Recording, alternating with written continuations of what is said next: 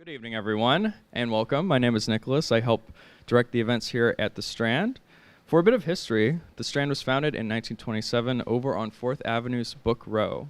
Stretching from Union Square to Astor Place, over the 91 years since then, Book Row gradually dwindled as big box stores took over. But Strand is the sole survivor of that little conglomerate of bookstores, still housing new and used books and still run by the Bass family. Fun fact. Tonight we are excited to host Pam Grossman to celebrate this year's summer solstice.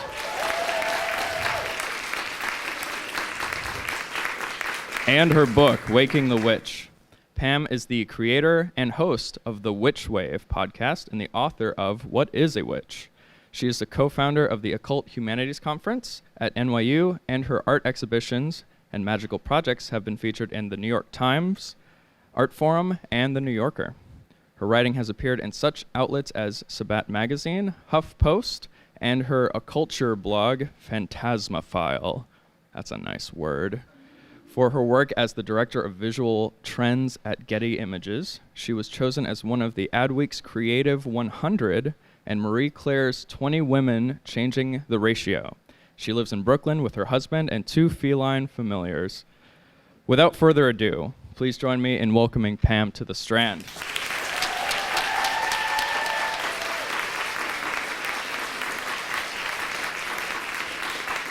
Hi, thank you so much for coming. Can everybody hear me? Ish? I know there's air conditioning on. All right, I will use my diaphragm.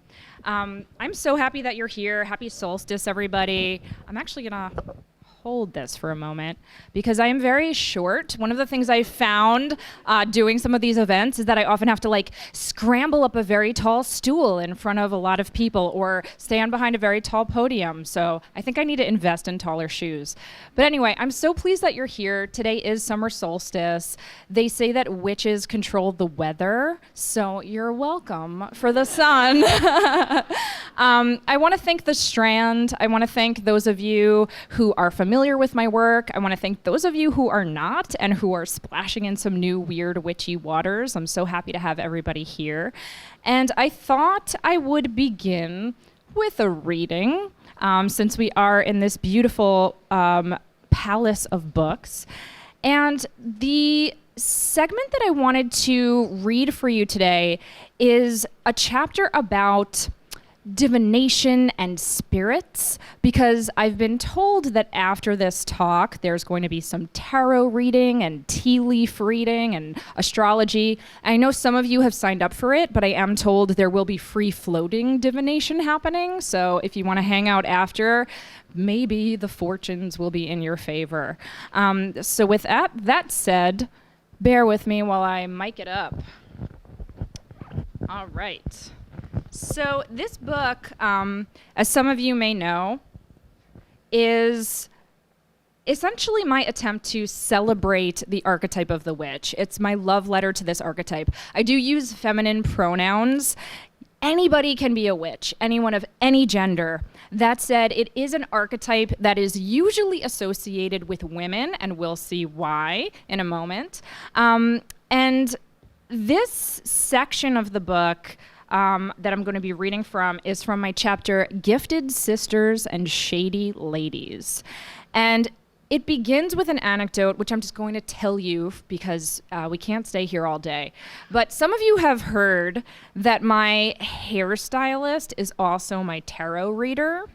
Her name is Amber King. I did get permission to use her real name. A lot of the names in the book have been changed. But Amber King's awesome. She's a little hard to find, but if you're looking for a hairstylist who's also an a tarot reader, she's definitely your woman. So I'm going to read the very end of that paragraph and then get into Gifted Sisters and Shady Ladies. The reading and the haircut are 2 halves of a holistic magical working. Together, they align my interior and my exterior, ensuring that I feel balanced at every level. Going to Amber is an act of self-care and a metaphysical encounter. She reorients my inner compass, then clips off all that is no longer serving me, clearing the way forward. The cut is always lovely, but what I value most of all are the insights she offers me as she literally disentangles my head. I've come to think of her as my follicle oracle. If fears and fantasies about women's bodies have been linked to witchery, then the same is true of the female mind. Women have long been associated with supernatural abilities, from uncanny powers of knowing to extrasensory perception to a strong connection with the spirit world. Even outside of mystical contexts, a persistent idea of quote-unquote female intuition implies that women have some innate sense of awareness that men do not. Personally, I'm not convinced this is true.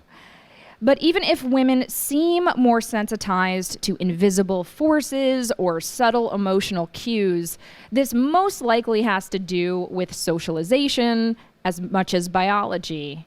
Perhaps people of all genders have the potential to be equally intuitive, but many men have been taught to suppress this because sensitivity has historically been linked to femininity and weakness.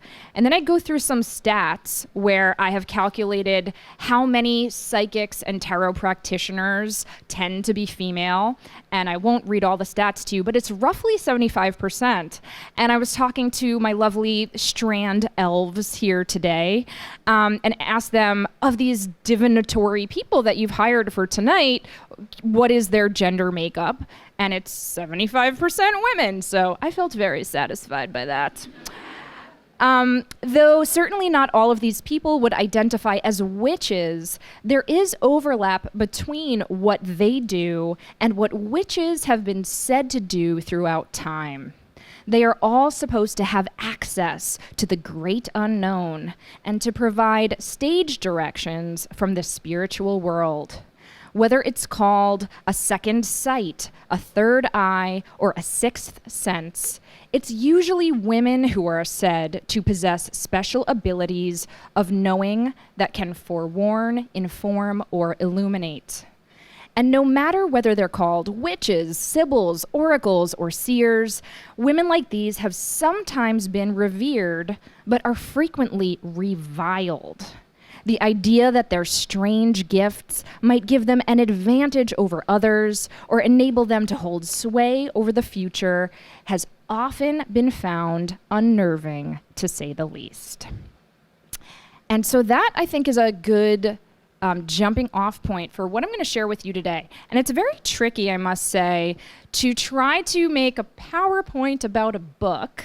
But what my intention is for this is to give you kind of a Cliff Notes version of what you will find in the book.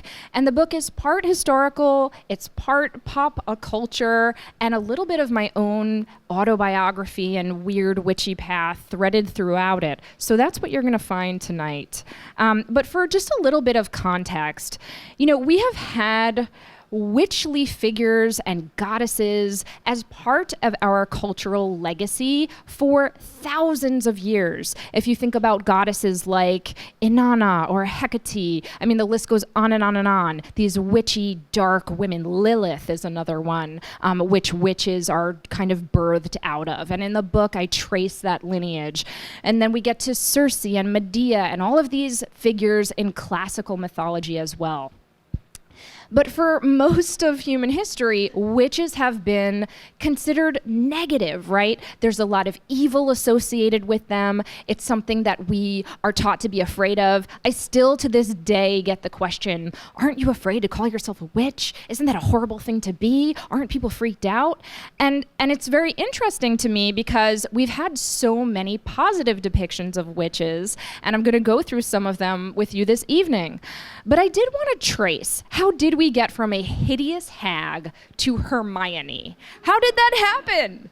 So, a very quick little history lesson. Yes, the idea of witches and bogey women and Baba Yaga and, scary, creepy ladies who live in the woods exists in virtually every culture. And the idea of witches in general exists in every culture. But the devilish, diabolical, evil witch really was birthed from Christianity. And I feel I must preface this by saying I am married into a family where my father-in-law is an Episcopal priest. I think there are lovely things about Christianity. Jesus sounds like a really awesome dude. No problem with him. I think he would love witches. And my priest stepmother-in-law read the book, and she emailed me to say, I think Jesus would love witches. And I was like, exactly. He loved outcasts, right? So I'm not trying to knock Christianity, but history is history. And Christianity is largely responsible for putting forth this idea of the devil and women together. I think I don't have to convince too many of you of that. But what happened primarily at the end of the 15th century as we started to get witch hunting manuals, such as this vile, toxic text called the Malleus Maleficarum, which was written by Heinrich Kramer. He was a friar out of Germany, and this text essentially says things like, witchcraft is evil. Yes, anybody can be a witch, but it's probably going to be the ladies because they are very horny, they are weak, they are stupid, they are gossips, and they are ambitious. And so they are going to fall subject to the devil's wiles. So this is an incredibly powerful text. It was second to the Bible in terms of being a bestseller throughout Europe for 200 years.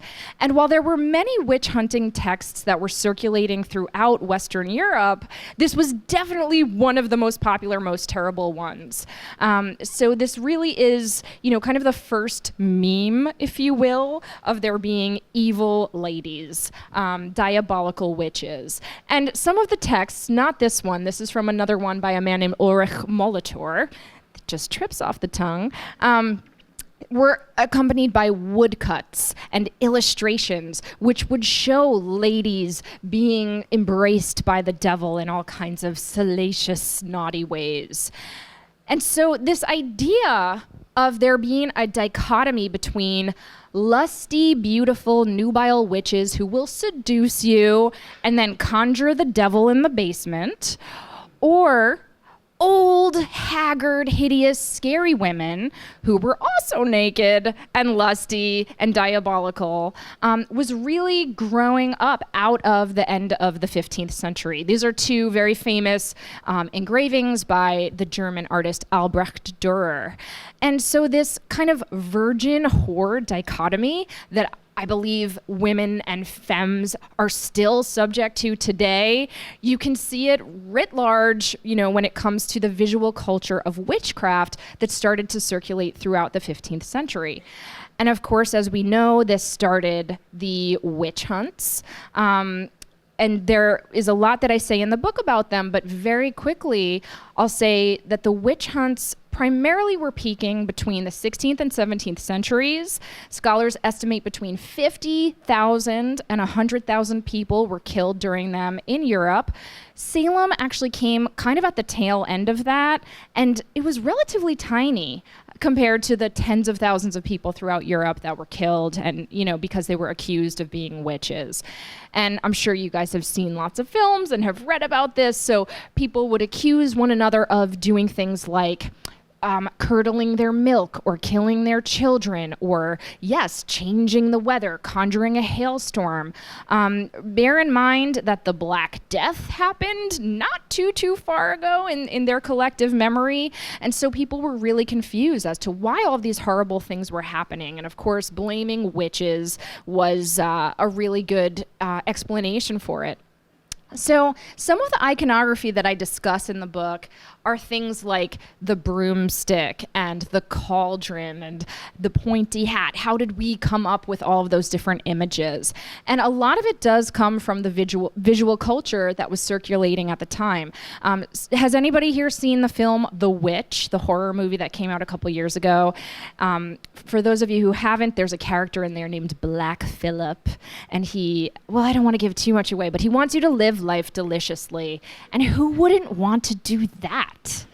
Black Phillip is a goat. He is essentially a version of the devil, and that comes directly out of all kinds of associations of goats and wild witchly women.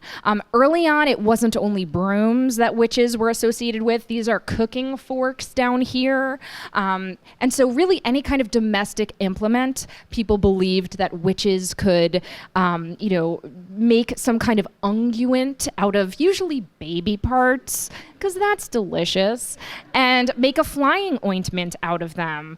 You'll see that in the horror movie The Witch as well. And so they'll make this unguent and then, rub their cooking forks and then fly with them to what's called a sabbat, a witch's gathering, where they were said to cavort with the devil and do kinds of all kinds of salacious demonic things. It sounds like a pretty good time, but who asked me? And so this idea of the witch having these gatherings, and especially this idea that if you put more than one woman together and she's unsupervised, oh my goodness, terrible things are going to happen.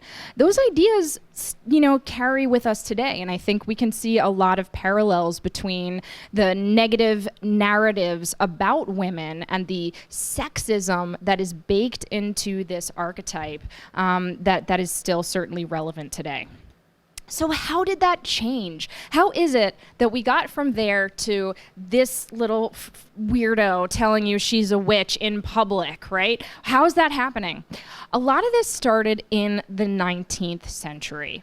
And one of the things that I really kind of follow in the book, and that I'll be going over this evening, is that with each wave of feminism, there's a renewed interest in the witch. And a lot of people start to take this archetype and romanticize her and sympathize with her. And they start to realize, I bet most of those people that were accused of being witches probably weren't. And I always get a little nervous when I say that, because there is still this romantic idea that a lot of witchy people like to tell you that, like, all those people really were witches and they really were killed, and isn't that tragic? And it's a beautiful notion, but they probably weren't. I mean, they certainly might have been practicing some kind of herbalism or midwifery, but we know that a lot of them just happened to be widows or landowners, or just really annoying, people that we wanted to shut up and we wanted to punish somehow. And of course, you have this frisson of, diabolical beliefs kind of circulating in the air too. Now, the 19th century comes along, and we start to have people who put forth this notion of the romantic witch. This is a book by a man named Jules Michelet. It's called La Sorcière. When it was translated to English a year later in 1863, it got the much more salacious name Satanism and Witchcraft.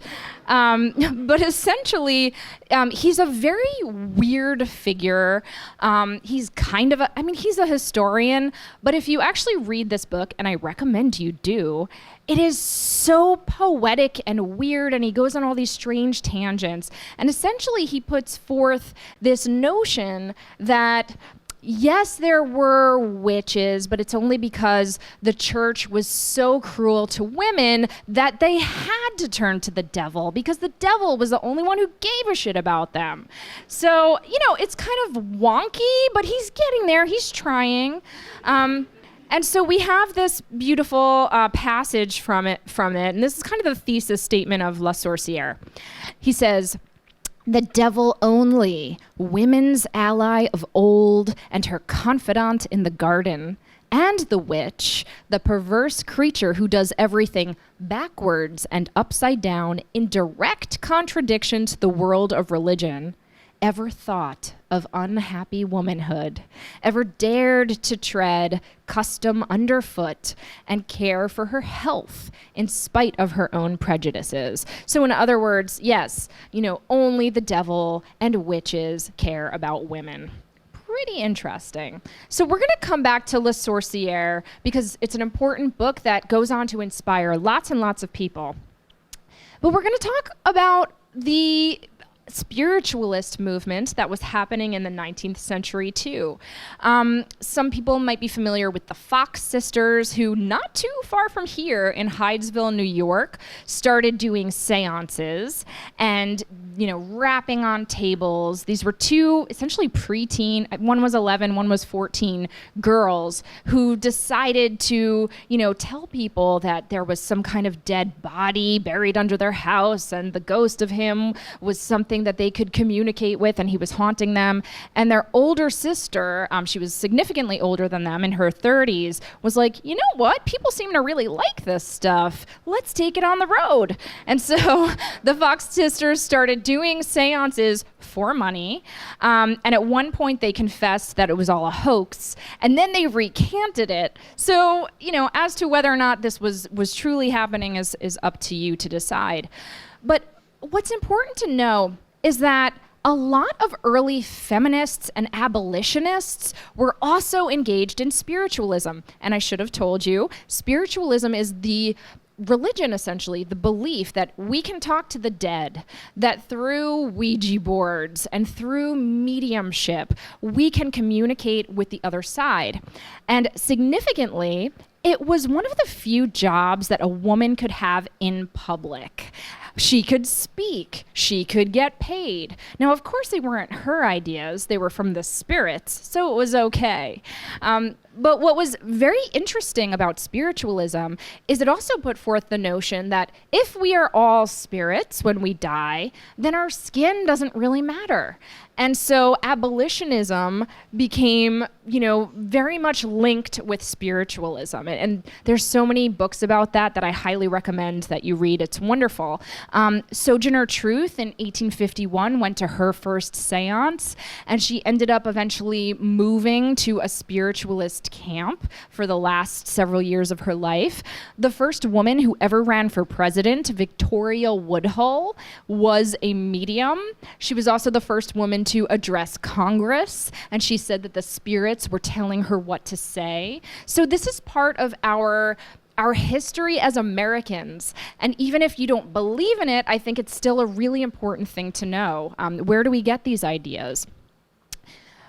Mary Todd Lincoln, when after her husband died, she went to a spiritualist photographer named William H. Mumler, and he did things. I don't know if you can see that, but that is supposed to be Abe Lincoln, the ghost of Abe Lincoln behind her.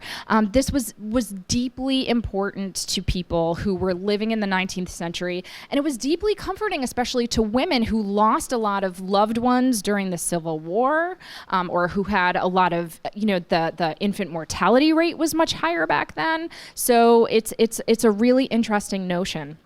Someone else who we're not going to spend too much time on, but I always like to bring her up because she should be a household name, is Madame Blavatsky. Madame Blavatsky is one of the few women to start a religious movement that we are still feeling the repercussions of today. She started Theosophy. Now, what is Theosophy? Theosophy is an idea, first of all, that comes largely out of Eastern thought and Eastern religion. So she's sort of combining some Buddhism and some Hinduism, which was radical for the time. But she also put forth this idea that all religions are essentially the same, that it's just a costume that you're wearing or certain words that you're using differently, but that ultimately if you pull back the veil of different religious semiotics, there's a higher truth, and you can transcend and get to a higher level of enlightenment. And a lot of people were followers of Theosophy and spiritualism, and sometimes both. Now, I also like to bring up, and I talk about 5 women artists in the book, and I'm just going to talk about a couple of them right now. I know Hilma af Klint. who we'll talk about in a moment, is getting lots of love from the Guggenheim show. That, by the way, is the most successful show the Guggenheim has ever had in their history. But women were doing abstract art even before Hilma af Klint. This is Georgiana Houghton, who in England, again during the 19th century, was getting communications directly from the spirit world. She was also combining Christianity. I mean, this painting is titled The Risen Lord. So there's a lot of weird overlap and different tributaries that feed into each other. But she was making think about this, 1864, this beautiful, colorful, radical abstract work that she believed was coming from the other side. And then, of course, yes, we have Hilma af Klint, who did anyone go to the Guggenheim show?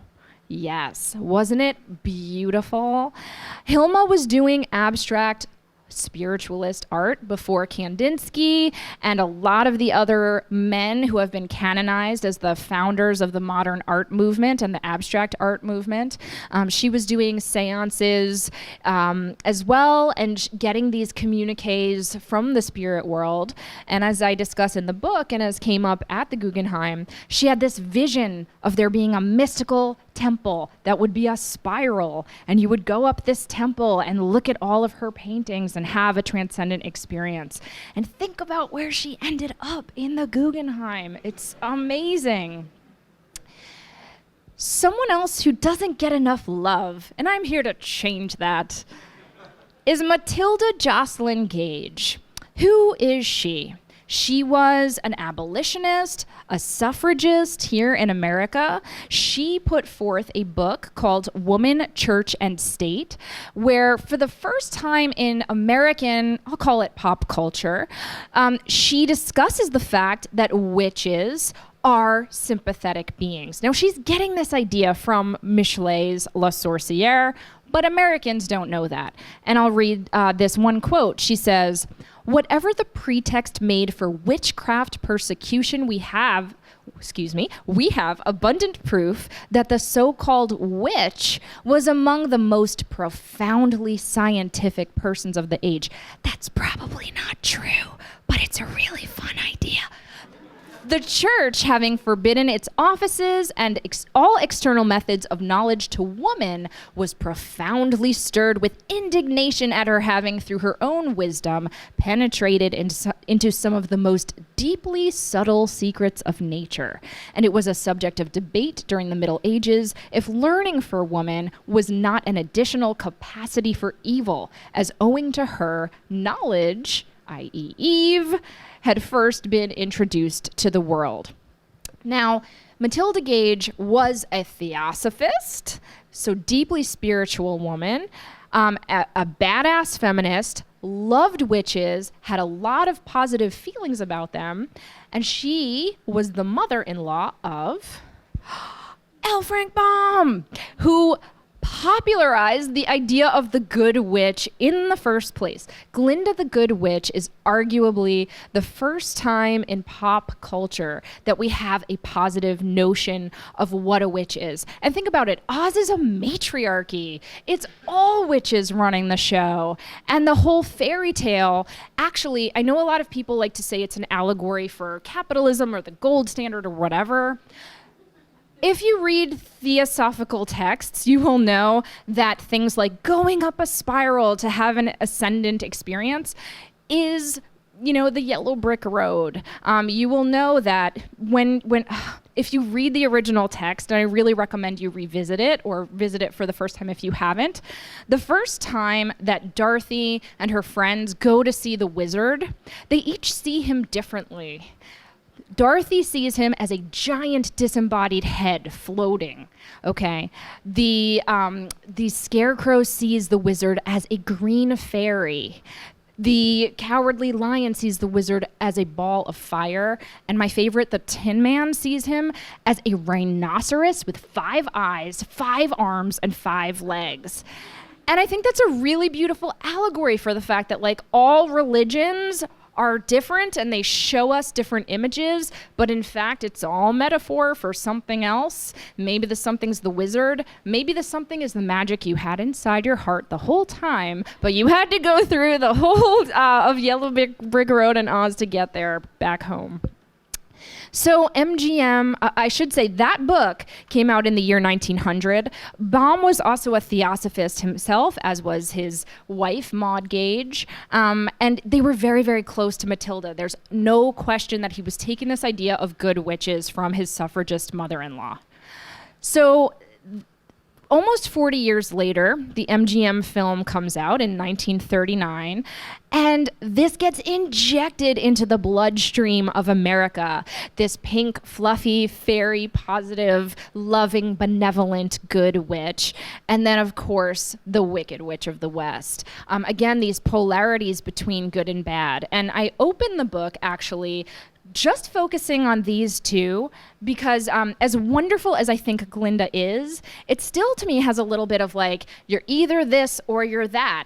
And for me, I love nuance and ambiguity, and I love that the archetype of the witch is elastic and that we come to it and can call ourselves witches for many different reasons. Sometimes metaphorical, sometimes literal, sometimes because we literally are casting spells, sometimes because we're marching in the streets for our basic human rights of having agency over our bodies.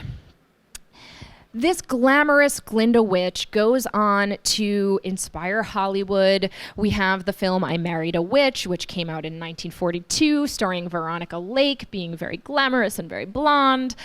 Bell, Book, and Candle, which is one of my favorites, from 1958. It was originally a play, and then, it became this very like Greenwich Village bohemian. It actually looks a lot like where we're standing right now, for those of you who haven't watched it. If you love book aesthetics, you will love Bell, Book, and Candle. And then we're going to take a little bit of a detour into England, because there was this guy named Gerald Gardner. And Gerald Gardner, I would not be standing here without him, even though he's a problematic fave, as they say. Gerald Gardner was, where to begin with him? He was somebody who interacted with indigenous people in Ceylon and Borneo. He worked on a rubber farm at some point in different plantations, but he got very into the indigenous cultures of ritual and magic. He really liked swords. He got real into knives, started quite a collection, so much so that when he got back to England, he wanted to get the heck out of London once World War II was percolating, because he was really afraid that his knife collection would get either taken away from him or somehow destroyed in the war. So anyway, he falls into what he says is a group of witches. Now, this is all weird lore, and we don't have too much time to get into it, but here's what I want to say. Gerald Gardner goes on to start what becomes known as the religion of Wicca. So Wicca is a very young religion. A lot of the witches who practice Wicca, and I don't consider myself Wiccan for a lot of reasons, but I love Wiccans and I have a lot of respect for them. But he starts this religion. He doesn't call it Wicca himself. People call it Wicca later. He does use the word Wicca in his texts to talk about wise people, but he was getting a lot of his ideas, even though he says it's this really old tradition of witchcraft, he was getting his ideas from magical societies such as the Hermetic Order of the Golden Dawn and other bohemian artistic magical societies that were happening. He becomes friends with Aleister Crowley, the wickedest magician alive, the wickedest man alive. He also starts studying all different kinds of mystical traditions, and he reads a lot by this lady here, Margaret Murray, who puts forth a book called The Witch Hunt, or The Witch Cult of Western Europe, where she theorizes that there's this ancient religion of witchcraft, and she comes up with all this proof for it, and she has been roundly debunked, and I go into great detail about that in the book. no matter, he still loves the idea, and she writes the intro to his book, Witchcraft Today, and Wicca is born. And I don't say this to make fun of Wicca, especially because a lot of what I practice is derived from that.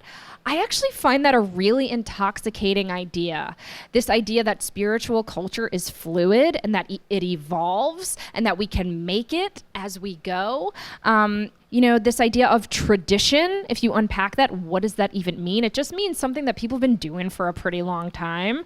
And so Wicca, I think, is really exciting because it is a new religion, even though it purports to be very old, and is certainly tapping into all kinds of pagan customs and nature worship that have existed throughout time. But it also did things like, lots of people got naked together and tied ropes around each other and used knives.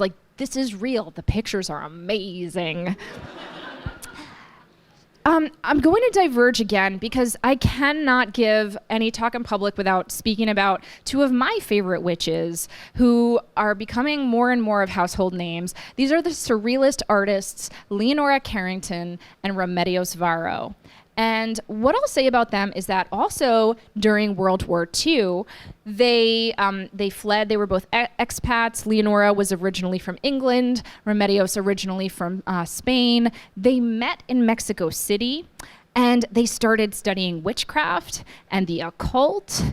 And most crucially, they started to paint their own surrealist, almost, I would call it quasi-autobiographical works, where they centered their own narratives in their paintings, which is really astounding for the age. We're talking, the 1940s, and then they were painting into the 50s and 60s.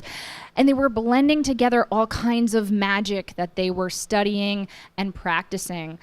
This is a drawing that Leonora made for Remedios, and it's, I'll just read you the text. It's in Spanish, I believe, but it translates to Remedios. I told you that I am making you a spell against the evil eye. There it is. Last night I had a fever of 38 degrees, autosuggestion perhaps. I do not feel well enough to go out. Come see me if you can. Can both of you come to drink your tequila? Leonora. They're the best. Right now there are 2 shows uptown where you can see their work. People are just now really starting to give them love. Leonora's had quite a few retrospectives in the UK. Remedios had one that I was fortunate enough to go to in the year 2000 in Chicago, but people are starting to give them both a lot more love now and recontextualize them as these radical feminist art pioneers who were blending mythology and witchcraft into their artwork and essentially putting forth the notion that art is a spell, that it transforms you, that it elevates and changes your consciousness, that if you create with intention, you can make beautiful things and also things that really change people. Remedios read Witchcraft Today by Gerald Gardner. We know this because she had his address in her book, and she wrote him a very, very long note, basically saying that she and Leonora have been experimenting with witchcraft, and what does he think about all it, and getting his advice. I write about that in the book as well. But another thing that they were doing was taking iconography from patriarchal religions and then kind of feminizing it, making more images of the divine feminine. So this is one of my favorite paintings by Remedios Varo. It's called Bruja que va al Sabbath. Excuse me, I took French, not Spanish, big mistake. Translates to witch going to the Sabbath, and she painted that in 1957.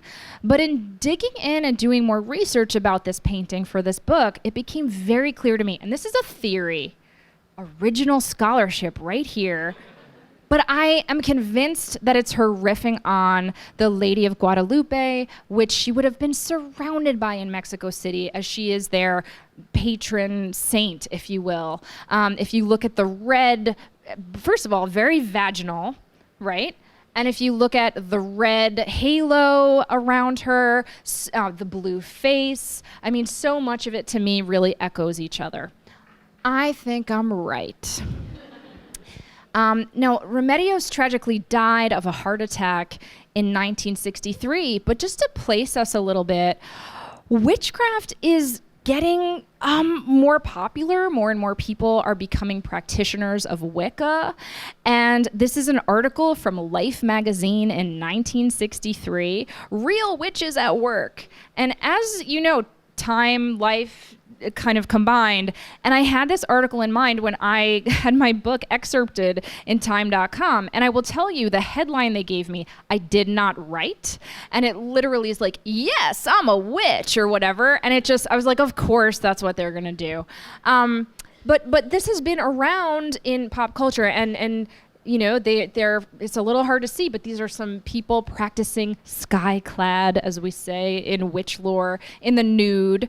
So there's always a little bit of that salaciousness still when people are, and sensationalism, when people are asking about witches. And in doing press for this, I've been very pleased that most people have been very respectful, but they still want to ask about sex, and they still want to ask about darkness and evil and diabolism. And, you know, I'm doing my best with it, and it's actually kind of fun to talk about that stuff. But I'm very careful about the ways in which I'm trying not to sensationalize witches too much, even though we are pretty sensational. So we get to the second wave of feminism. The feminine mystique comes out and posits that middle-class white, let's be honest, housewives are really frustrated and stuck, and that they have all of this potential that is just wasting away. And a year later, Bewitched comes out. And the producer of Bewitched actually said that he wanted it to be an allegory for a woman who's coming into her power in the domestic sphere, and her husband kind of doesn't know how to deal with it, and he keeps being like, don't use your power, shh, you know? So it's really interesting, and one of the writers on Bewitched, Barbara Avedon, was a staunch feminist. So again, we see this kind of Glinda through the lens of second wave feminism. And at the same time, the witch becomes reappropriated again by feminist activists. These are some photographs by a really badass group of women who called themselves Witch, but it's an acronym that stood for many different things at different times, one of which was Women's International Terrorist Conspiracy from Hell.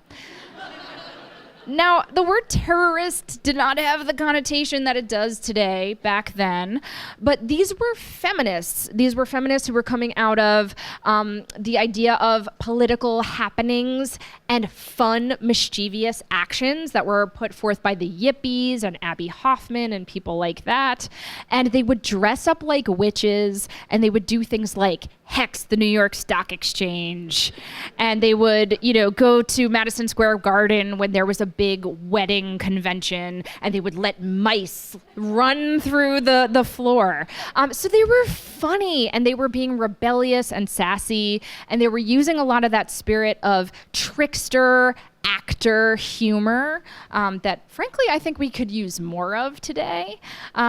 But the witch also, you know, goes international in terms of being this activist icon. Some of you might be familiar with Slut Walk or Take Back the Night, this movement that has been happening for many decades, where essentially it's women marching in the street at night to say, you know, we're sick of sexual abuse and sexual violence, and the night belongs to us too.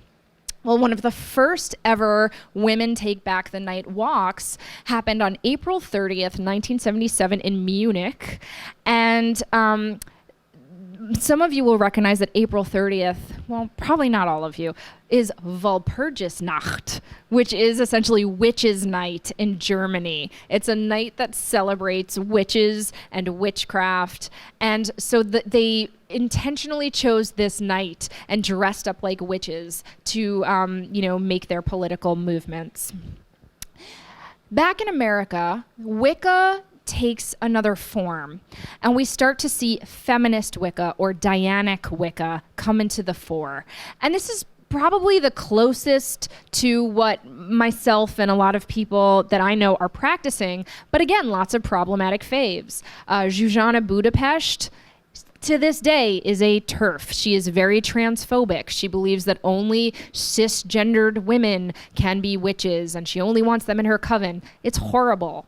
And yet, this book is hugely influential, and it's important to know both. Starhawk, who wrote The Spiral Dance, her thinking about gender essentialism has happily evolved very much since her book first came out. And then we have one of my heroes, Margot Adler, who was an NPR reporter who wrote Drawing Down the Moon, which was one of the first kind of like anthropological celebrations and analyses of the pagan movement, which really helped put it on the map. So we have these witchy, empowered, feminist, spiritual beings, both in spiritual life, but also in pop culture. If you think about the 1970s and early 1980s, that's the time of Stevie Nicks and Kate Bush, which my book is partially named after one of her songs. Susie Sue, Grace Jones, Yoko Ono, who sings I Am a Witch in 1974. It's such a good song. And so I like to bring this up because I can't say for sure that these women were definitely reading all the texts I just mentioned, but it was in the ethos, and the archetype evolved to that point.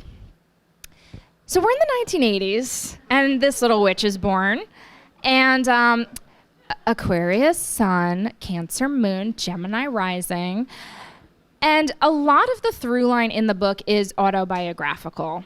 And I did that because I did want to explore, what did this mean to me? Why did I become this that stands before you? And certainly it started at a very early age. I wrote this when I was 9 years old, and I was very into food and also mermaids and fairies and magic and disguises. A lot of people like to ask me, how did this happen? I just was always into magic and mythology, and my dear, dear parents who are here today just encouraged that. I always gravitated towards mythological books, the Time Life Mysteries of the Unknown series, the Man, Myth, and Magic encyclopedias. This was my favorite, the Encyclopedia of Things That Never Were. And then any kind of stories that centered magical females. It occurred to me only recently that Matilda is basically Carrie for children. Because she moves things with her mind. But I loved her so much. And also the pop culture that was happening at the time was really badass. If you think about She-Ra and Strawberry Shortcake and Star Fairies and Rainbow Bright, these magical young ladies, right, who were the center of their own matriarchies. And of course, Labyrinth, and I talk extensively about David Bowie and what he meant to me back then. As you can see here, I predict she will need braces. So I get a little bit older. I'm coming of age in the 1990s when the third wave of feminism is crashing. 1991, Anita Hill, we're all talking about sexual harassment, as we called it back then. The Riot Girl movement, right? The punk rock feminist movement out of the Pacific Northwest, and zine culture is percolating all around me. That's in the air. Also reading all kinds of magical materials like The Sandman by Neil Gaiman, and then musicians like Tori Amos and My Holy Trinity, Tori, PJ, and Bjork in the center there, who were singing about female shamelessness and who were singing about desire and using the tropes of paganism and magic and mythology and nature and being a powerful, howling woman. The first time I saw Tori perform on screen, I was probably 11 years old. And do you remember she had like bonfire red hair and she was grinding on a piano bench and she was screaming and it was like, what is happening? I was so scared. And then I was so deeply in love with her.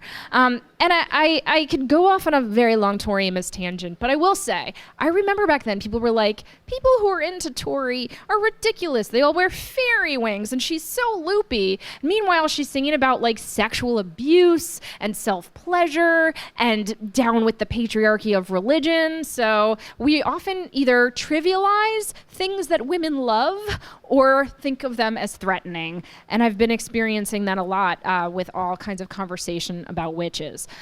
Fast forward, that's when I fell in love with the female surrealists I mentioned to you, thanks to this beautiful book.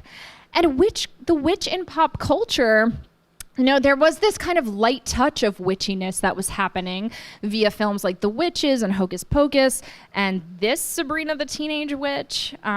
She's gotten much cooler since then, for those who are watching her on Netflix.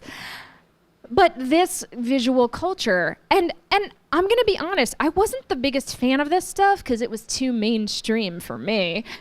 But going back, the allegories of a lot of these women are retaliating against abuse or racism, as in the craft, or all kinds of horrible, hideous things. And this is the kind of images that we get for them to come into their power. A lot of these allegories are a little wrist slappy for me. Often the women have to relinquish their powers or diminish their powers, and that pisses me off. I'm much more into Hermione and the new Sabrina, personally speaking.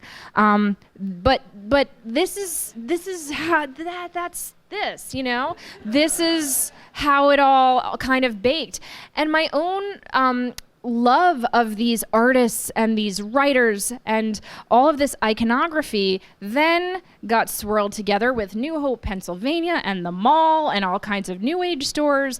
And I'm so sorry, I know the word gypsy is a slur now. Back then, you could always get books with that word on it. And these were some of the books, literally, that I was reading and experimenting with. And my first ever tarot deck, the Sacred Rose deck. So all of that became very much part of my own explorations as a young person, and I never grew out of it. And I'm going to skip ahead many years. I was a solitary practitioner for most of my life, and then in my 20s, I decided I really wanted to find community, and I wanted to find a teacher. And as I tell the story in the book in much more detail, I did a spell. And that spell led me to this amazing woman, Robin Rose Bennett, who is an herbalist and a green witch. And I joined her coven and took classes and became her apprentice for many years. And then I eventually started my own coven. This is only half of them. And if any of you are here, I'm sorry if you didn't make it in that photo. But this is my group of women and femmes who get together and we celebrate the pagan holidays, but we also talk about all kinds of intersectional feminist shit and hold space for each other. And one of the soapboxes I get on a lot is the fact that I'm very supportive of the self-care movement and the self-empowerment movement and self-help. But if you're stopping there, you're missing the point of helping other people, which is why I think we're all supposed to be getting stronger and connecting in the first place. I am not alone in this trajectory, and I'm just winding down here to say, this is from the Religious Landscape Study Pew Research Center put out in 2014. And back then they said 0.3% of Americans identify as pagan or Wiccan. That's roughly 1.3 million people. And as I say in the book, that is definitely much smaller than the amount of people who today are identifying as witches. Because not every witch is identifying as a pagan or as a Wiccan. Some people are saying it politically, some people are saying it spiritually, for some people it's tongue-in-cheek, other people it's sincere. But it is definitely everywhere. In the year 2017, Tumblr saw hashtag witchblur crack into their top 20 hashtags. It was number 11 in 2017. So tons and tons of witchy blogs and witchy culture. Hashtag witches of Instagram, as of yesterday, has 2.9 million posts. And we know it's everywhere because, yeah. And now this brings up a whole thing that I also get into in the book of commodification and capitalism and cultural appropriation. Some of you might have read about the starter witch kit that Sephora was going to put out by this company. And a lot of witchy ladies were pissed just because they're like, you can't just become a witch overnight. And you know what? Who says, honestly? I wasn't bothered by the witch kit, but a lot of people were very offended by the inclusion of this herb bundle. PSA, the word smudge is not an okay word for white people to to use. That is a word for indigenous people. We can say herb bundle, we can say cleansing with herbs, but smudging is actually a ritual. And I've learned this very recently myself, so I'm not trying to scold. I just learned this maybe a couple years ago from indigenous friends, and we're spreading the word. So there are people who thought that was inappropriate. There's some people who say that sacred white sage is being over-harvested. Point being, this really upset a lot of people for a lot of different reasons, and these kinds of conversations around cultural appropriation and capitalism are happening very much in the witch community. And we still use the word witch as a negative epithet. Tragically, there are still many parts of the world where literal witch hunts are happening. In Papua New Guinea, in India, in sub-Saharan Africa, people are still killed when they're accused of being witches. But it's still a word we use to shame and blame and silence women on any side of the political aisle, right? I mean, look, Melania, when you decorate the White House like a haunted castle, you are kind of asking for it. But on the other hand, we see this no matter who the woman is and how you might feel about her politics. We still see her cast as this villainous type.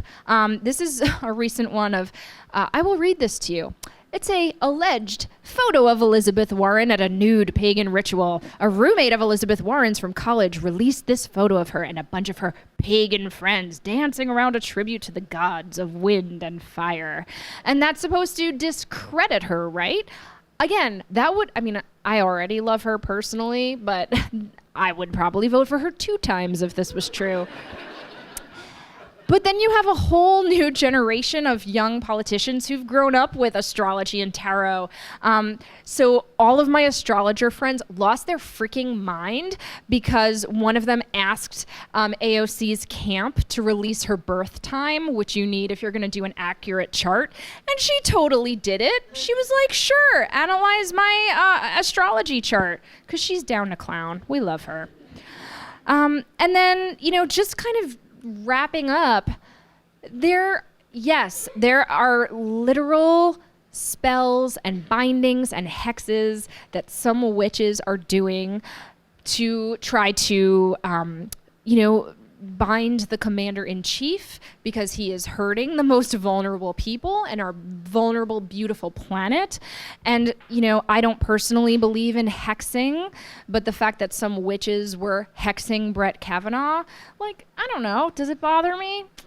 We could talk about that over lunch sometime, maybe a stiff drink. It's not my style, but you can understand why somebody might use their spiritual practice to try to protect the people that they care about the most, right? There is a difference between a hex and a binding. A hex is when you curse somebody and you're trying to hurt them, whereas a binding is just trying to bind them and prevent them from hurting other people. So when you're reading about some of these spells, the spell to bind Trump that's been going around, it's not about trying to hurt him, it's just about preventing him from hurting other people. The hex against Brett Kavanaugh, that was a hex. I'm just being honest. And then, of course, we're seeing in this age of Me Too and Time's Up, this notion that a witch can be a political badass activist, especially as so many men are saying that Me Too is a witch hunt. And of course, our president keeps using the words witch hunt to describe himself, which is the height of irony, considering he's a wealthy, very powerful white person. But anyhow, the fact that this word is so elastic and really speaks to the whole spectrum of our fears and our fantasies about female power is endlessly fascinating to me. And so when I see the fact that the 1968 group Witch has been reborn for our new era, albeit with a much more intersectional bent, that makes me really, really excited. I'm often fond of saying that witches are the future, and I really believe it, because the kind of witches that I'm hanging out with are people who believe in compassion, and they believe in the power of transformation, of transforming themselves and transforming the world around them for the better. So I hope you enjoy Waking the Witch. I will end there, and I think I am supposed to pause for questions. Yes. Thank you so much, everybody.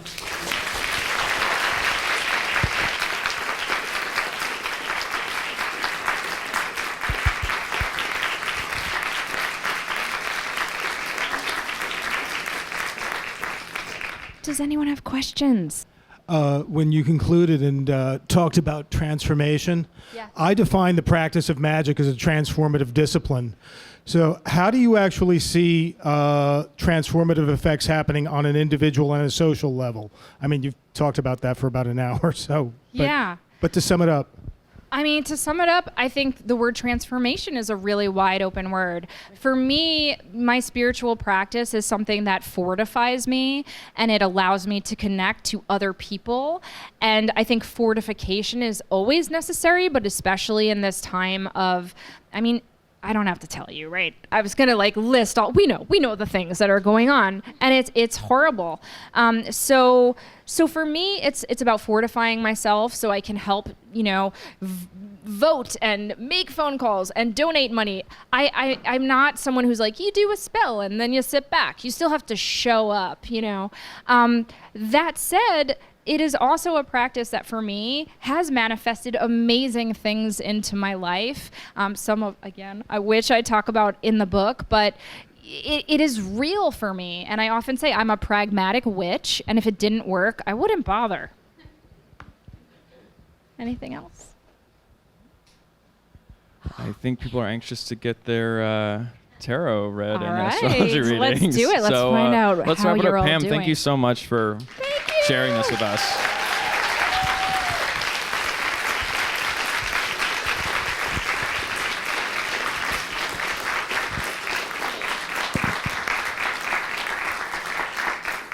So there's a lot to cover, and I'm going to flounder through it. So if you're VIP, if you got a VIP ticket, you bought a ticket to one of 3 experiences.